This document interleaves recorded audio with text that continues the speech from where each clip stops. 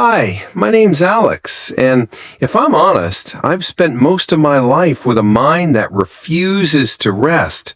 I live in a city that never sleeps, juggling a demanding job, endless emails, and the constant hum of notifications that never seem to stop. Some nights I lie awake staring at the ceiling, my thoughts spinning faster than a carousel, replaying every mistake, every worry, every unfinished task.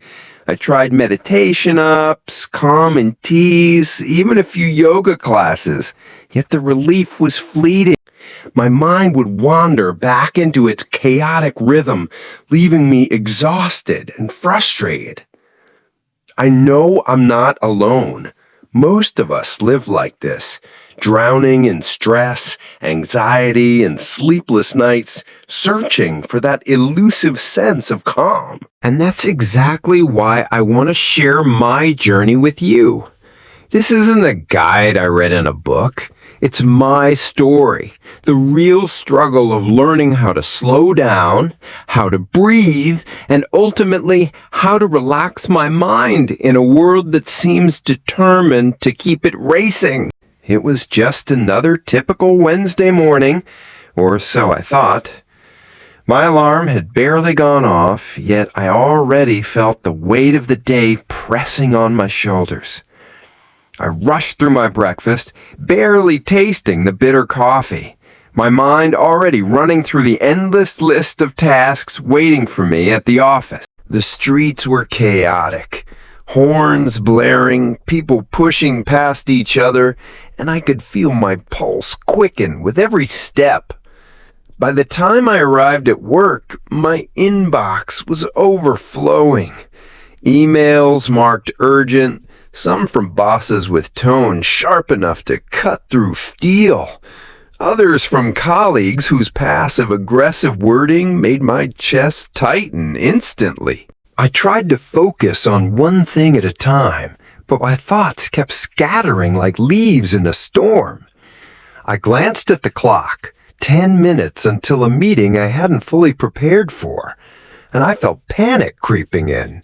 My heart raced, my palms sweated, and a sense of helplessness washed over me. Just when I thought it couldn't get worse, a notification popped up on my phone. The spreadsheet I had spent hours perfecting last night had failed to save, and the backup file was corrupted. I felt a jolt of dread pierce through me.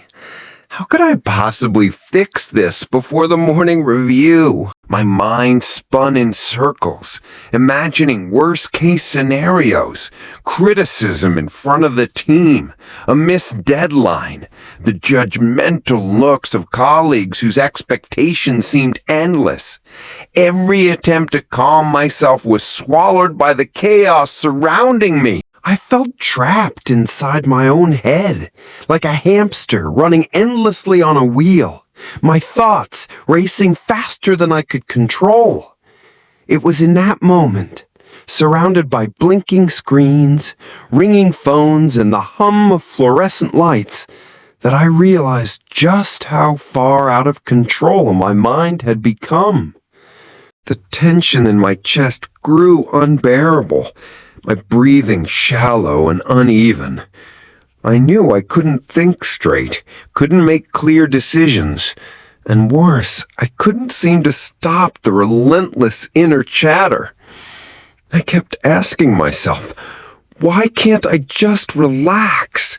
Why does everything feel like it's closing in? But there was no answer. Only the rising storm inside me and the urgent realization that if I didn't find a way to calm my mind soon, I would drown in the very life I had built for myself. By the afternoon, the tension that had been simmering all morning erupted like a volcano. I was presenting a critical report to the board, my slides meticulously prepared, my notes organized down to the tiniest detail, or I thought.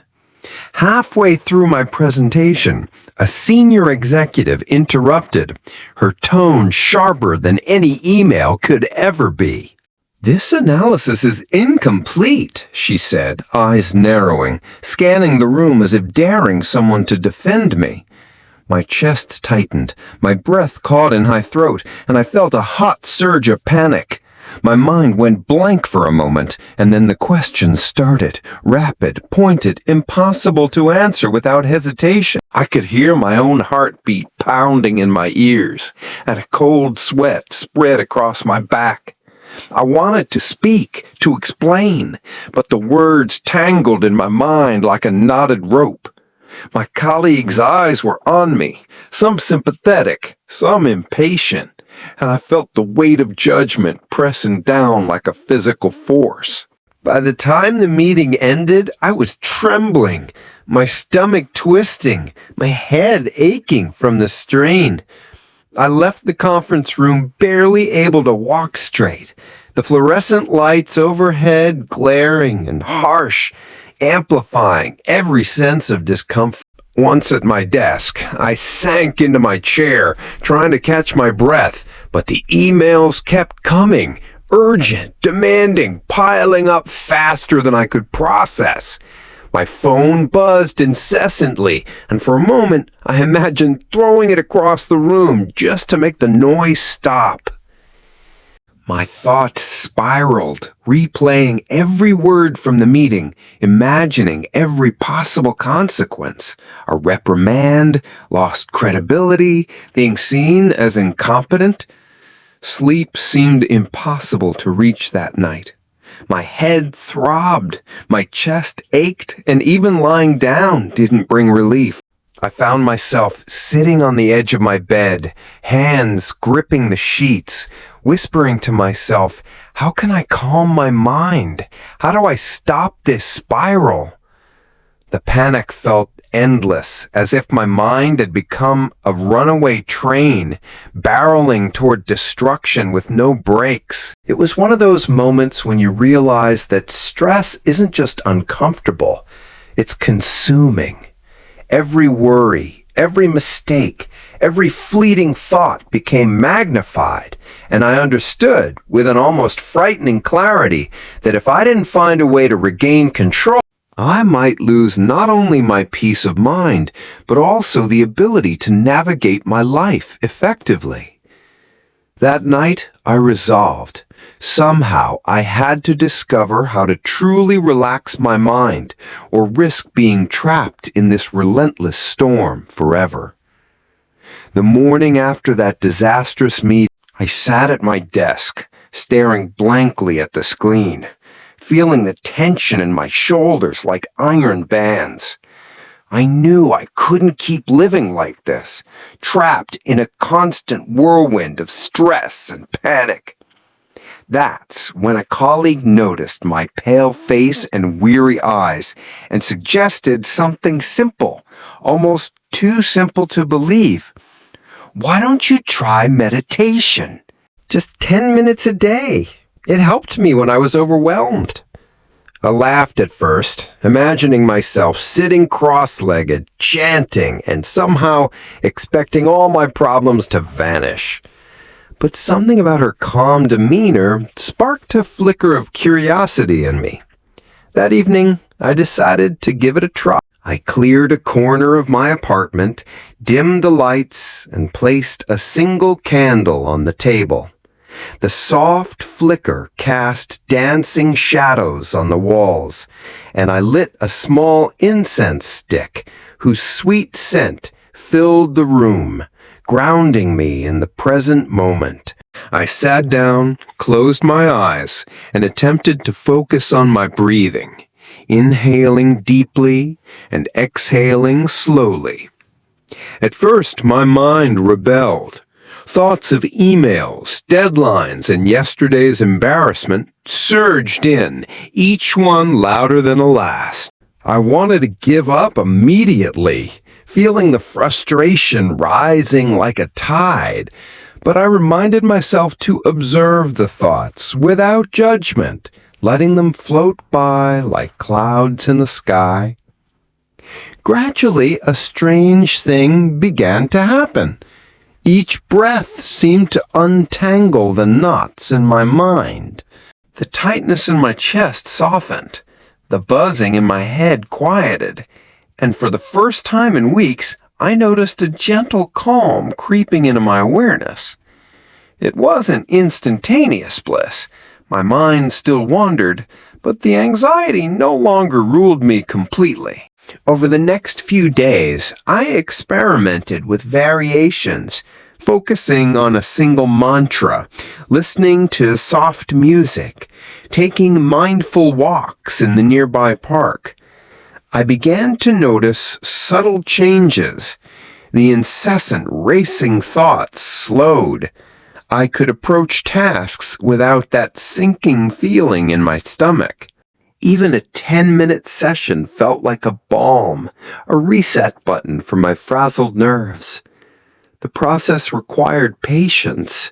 My mind often resisted, my body fidgeted, and there were moments it thought it was pointless. But I persisted, because each time I returned to it, even amidst distractions, I sensed the power of training my mind to rest without abandoning reality. I also started journaling afterward, writing down what I felt during the sessions, the fleeting thoughts, and the sensations of calm. This helped me connect with my own inner rhythm, noticing patterns of tension and release I had never recognized before. What amazed me most was how this small, deliberate practice began to spill into my daily life. During stressful emails, instead of my usual panic, I could pause, take a slow breath, and respond with clarity. When unexpected problems arose, I felt a flicker of steadiness rather than the previous spirals of dread. Meditation, the simple act of breathing with intention, had slowly given me the ability to observe my mind rather than be swept away by it. For the first time, I understood that relaxing my mind wasn't about escaping reality or erasing stress. It was about creating a space inside myself where clarity could emerge, even amidst chaos. Just when I began to feel a small sense of accomplishment with my meditation routine, life decided to test me in a way I hadn't anticipated. It was a rainy Thursday afternoon, the kind of day when the city feels gray and heavy, and I had carved out 20 minutes to sit quietly in my little meditation corner. I closed my eyes, lit the incense, and tried to focus on my breath, imagining each inhalation drawing in calm and each exhalation releasing tension. Almost immediately, my phone rang. The shrill ring broke the fragile bubble of serenity I had been cultivating. It was a client with an urgent request that could not wait, a project teetering on the edge of disaster. My chest tightened, the familiar rush of panic threatening to overtake me. I felt that old tension clawing its way back. But instead of reaching for the phone immediately, I paused. I took a deep breath, inhaling slowly, holding it for a moment, and then exhaling with intention. I reminded myself that my mind did not have to be hijacked by the situation. I could respond, yes, but not from a place of sheer panic. I kept my eyes closed, feeling the rhythm of my heart slow, and focused on the simple act of breathing. The ringing continued, relentless, but I was no longer reacting with pure fear. I visualized the incoming chaos as waves hitting the shore, and with each breath, I allowed the waves to recede, letting the anxiety roll away without dragging me under.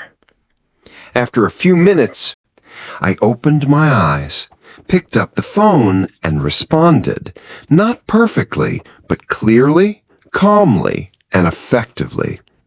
The client's urgency had not disappeared, yet I had regained control of my mind. Later that evening, my neighbor's children screamed from a nearby apartment. A dog barked incessantly outside, and the power flickered from the storm, cutting the soft glow of my candlelight. The old me would have felt trapped, irritated, helpless. This time, I returned to my breath, acknowledging the noise without letting it dominate my inner state. I journaled afterward, writing down each distraction and my responses. To my surprise, I found that I had maintained a sense of equilibrium throughout, even in the midst of relentless interruptions.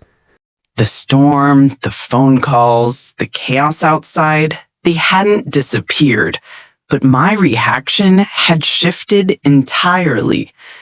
I realized then that relaxing the mind wasn't about escaping life's pressures. It was about creating a steady center from which I could navigate them. Even when stress was unavoidable, I had discovered a way to meet it with clarity. And for the first time, I truly believed that my mind could remain my ally, no matter what challenges arose. Over the weeks that followed, I began to notice subtle but powerful changes in myself. What once felt like an uncontrollable storm of stress now seemed more like a passing drizzle I could navigate without being drenched. I slept more soundly, waking up with a sense of quiet readiness rather than the familiar tension that had gripped me every morning. My thoughts, once tangled and racing, started to slow, giving me space to approach challenges with clarity rather than panic.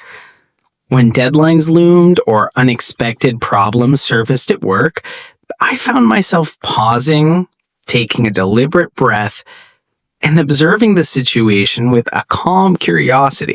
I realized that the frantic energy I had carried for so long was not an inevitable response to life, but a habit I could gently rewire. Even moments that would have previously sent me spiraling into anxiety, the harsh email from a client, the sudden cancellation of plans, a traffic jam during rush hour, became opportunities to practice staying centered. I noticed the change not only in my reactions, but in how others responded to me. Conversations felt less tense, disagreements less heated. I was not escaping reality, rather, I was engaging with it more fully, more intentionally. Journaling continued to be a sanctuary where I could release residual tension and reflect on my responses, solidifying the sense that my mind could both be present and peaceful. Nature walks became meditative practices in motion, grounding me with the rhythm of my own footsteps in the subtle sounds of the world around me. The rustle of leaves, the distant chatter of birds, the gentle sway of branches. I began to understand a crucial truth. Stress is not something to be eliminated, but something to be managed with awareness.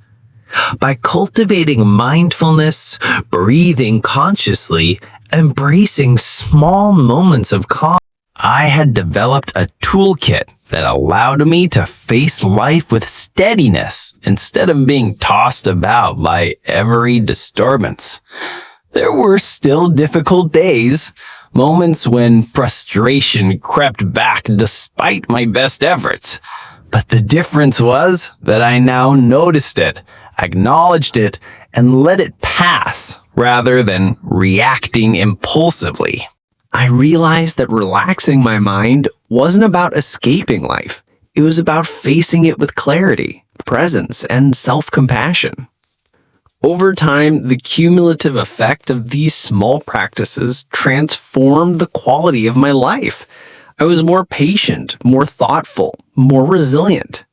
I could approach challenges creatively instead of defensively, make decisions without being clouded by anxiety, and savor moments of joy without them being overshadowed by lingering tension.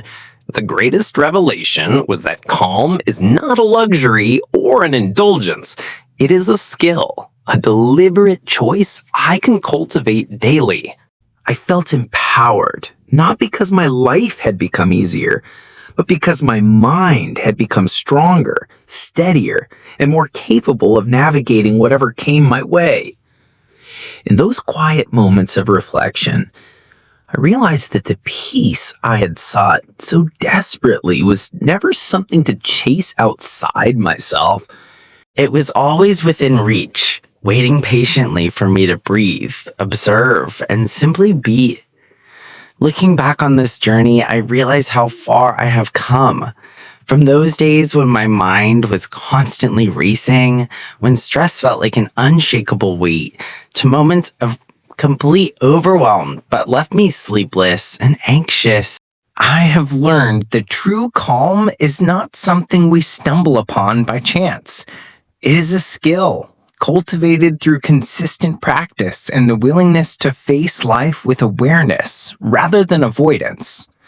Relaxing my mind taught me that peace is not about escaping responsibilities or challenges, but about responding to them with clarity, patience, and presence.